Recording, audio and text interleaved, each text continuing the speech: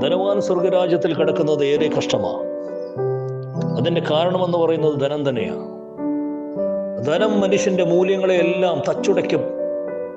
മനുഷ്യന്റെ മൂല്യമായ സ്നേഹം, കാരുണ്യം, സഹോദര്യം, സഹവർത്തിത്വം, അങ്ങനെയുള്ള നിലവാരങ്ങളുള്ള മൂല്യങ്ങളെല്ലാം തച്ചുടയ്ക്കുന്നതാണ് ധനത്തിന്റെ പ്രത്യേകത.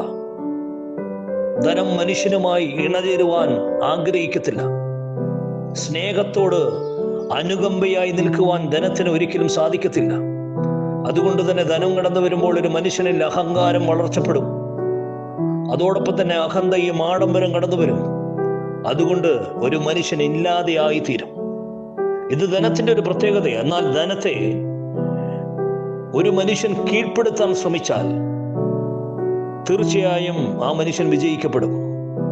ധനം ഒരിക്കലും മനുഷ്യനെ കീഴ്പ്പെടുത്തരുത്. പകരം മനുഷ്യൻ ധനത്തെ കീഴ്പ്പെടുത്തണം.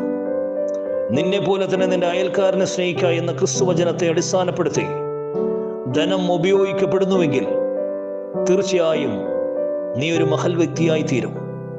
ദൈവത്തിന്റെ സ്നേഹത്തിന് നീ കേന്ദ്ര കഥാപാത്രമായി തീരും.